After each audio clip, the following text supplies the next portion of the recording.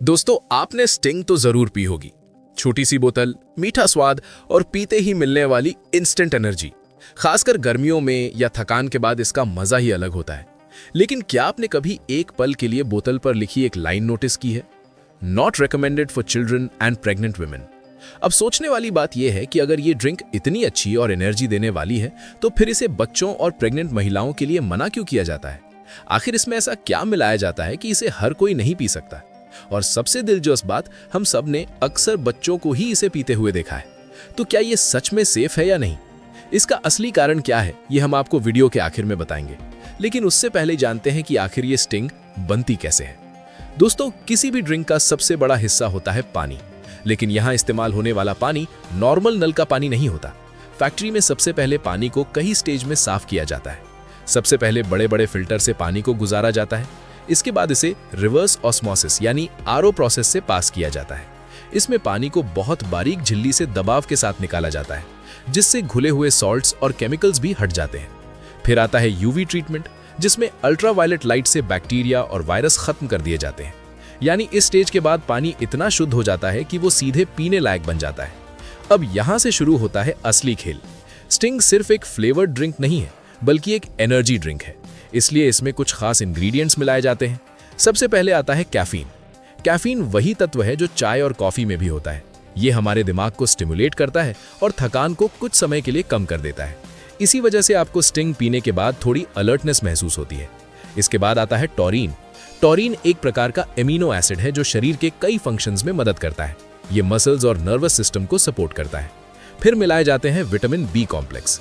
ये विटामिन हमारे शरीर में एनर्जी बनाने की प्रक्रिया को तेज करते हैं और जो खाना हम खाते हैं उसे एनर्जी में बदलने में मदद करते हैं। अब आती है शुगर। शुगर तुरंत एनर्जी देती है, लेकिन ज्यादा मात्रा में यही चीज नुकसानदायक भी हो सकती है। इन सभी चीजों को एकदम सटीक मात्रा में मिलाया जाता है, क्योंकि अगर प्रोपोर्शन थोड़ा भी बिगड़ जाए तो टेस्ट और इफेक्ट दोनों बदल सकते हैं। अब इस ड्रिंक का बेस तैयार किया जाता है, जिसे सिरप बेस कहा जाता है। यहाँ बड़े स्टेनलेस स्टील टैंकों में पानी और शुगर को मिलाकर एक गाढ़ा सिरप बनाया जाता है। इस दौरान टैंक के अंदर बड़े बड़े मिक्सर लगातार घूमते रहते हैं ताकि शुगर पूरी तरह डिसॉल्व हो जाए। टेम्परेचर को भी कंट्रोल किया जाता है, क्योंकि ज्यादा गर्म होने पर शुगर का स्वाद बदल सकता है और कम गर्म होने पर वो ठीक से घुलेगी नहीं।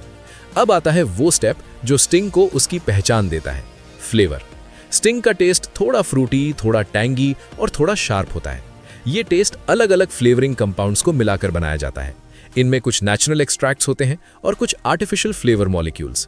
इनकी मात्रा बहुत कम होती है, लेकिन यही पूरी ड्रिंक का कैरेक्टर तय करते हैं। यहाँ पर फ्लेवर साइंटिस्ट्स कई ट्रायल्स करते हैं, तभी जाकर एक फाइनल टेस्ट तैयार होता है जो हर बोतल में बिल्कुल सेम रहता है। अब बात करते हैं इसके रंग की, क्योंकि नेचुरल ड्रिंक्स का रंग हर बार अलग हो सकता है, इसलिए इसमें फूड ग्रेड कलर मिलाया जाता है। ये पूरी तरह सेफ होता है और सिर्फ अपीयरेंस बेहतर बनाने के लिए डाला जाता है, ताकि हर बार जब आप बोतल उठाएं तो उसका रंग एक जैसा और अपीलिंग लगे। अब आता है कार्बोनेशन। इस स्टेप में ड्रिंक में कार्बन डाइऑक्साइड गैस मिलाई जाती है। ये काम हाई प्रेशर में होता है। जब गैस ड्रिंक में घुल जाती है तो वो बोतल के अंदर ही रहती है, और जैसे ही आप बोतल खोलते हैं, प्रेशर कम होते ही गैस बाहर निकलती है और वही फिज की आवाज आती है। यही फिज स्टिंग को और रिफ्रेशिंग बनाता है। इसके बाद ड्रिंक को पैस्चराइजेशन प्रोसेस से गुजारा जाता है। इसमें इसे लगभग 90 डिग्री के आसपास कुछ समय के लिए गर्म किया जाता है।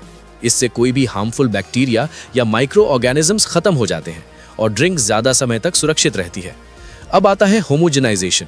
इस प्रोसेस में ड्रिंक को बहुत हाई प्रेशर से गुजारा जाता है, जिससे उसके अंदर मौजूद सभी पार्टिकल्स बहुत छोटे और बराबर हो जाते हैं। इससे होता यह है कि ड्रिंक अलग अलग लेयर्स में नहीं बढ़ती और हर सिप एक जैसा स्मूथ लगता है। अब इस तैयार ड्रिंक को बड़े सील्ड टैंक्स में स्टोर किया जाता है। इन टैंकों में टेम्परेचर और क्लीनलीनेस का खास ध्यान रखा जाता है ताकि ड्रिंक खराब ना हो। कई बार ये ड्रिंक हफ्तों या महीनों तक यहाँ स्टोर रहती है। अब आती है बॉटलिंग प्रोसेस। सबसे पहले खाली बोतलों को मशीनों से धोया जाता है, फिर उन्हें सैनिटाइज किया जाता है ताकि कोई भी कंटैमिनेशन ना रहे। इसके बाद ऑटोमेटिक फिलर्स के जरिए हर बोतल में बिल्कुल सही मात्रा में ड्रिंक भरी जाती है और तुरंत कैप लगा दी जाती है। ये पूरा प्रोसेस इतना तेज होता है कि 1 मिनट में सैकड़ों बोतलें तैयार हो जाती हैं। इसके बाद हर बैच की लैब टेस्टिंग होती है। यहाँ टेस्ट, एसिडिटी, शुगर लेवल और सेफ्टी पैरामीटर्स चेक किए जाते हैं। अगर सब कुछ सही होता है तभी इन्हें मार्केट में भेजा जाता है। तो दोस्तों, कुछ इस तरह एक छोटी सी स्टिंग इतने सारे साइंटिफिक और कंट्रोल्ड प्रोसेसेस से गुजर कर बनती है। अब वापस आते हैं उस सवाल पर कि आखिर क्यों लिखा होता है not recommended for children and pregnant women. इसका सबसे बड़ा कारण है कैफीन।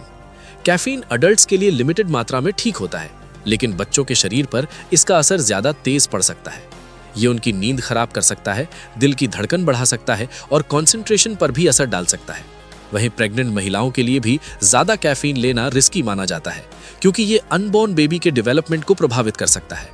इसके अलावा इसमें शुगर भी काफी मात्रा में होती है, जो ज्यादा लेने पर ओबेसिटी और अन्य समस्याएं पैदा कर सकती है। इसीलिए कंपनियां पहले से ही वार्निंग लिख देती हैं ताकि लोग इसे समझदारी से और सीमित मात्रा में पिएं। तो दोस्तों, अगली बार जब आप स्टिंग की बोतल खोलें तो सिर्फ उसका स्वाद ही नहीं, बल्कि उसके पीछे छुपी पूरी साइंस को भी जरूर याद रखें। और जैसे स्टिंग आपको इंस्टेंट एनर्जी देती है,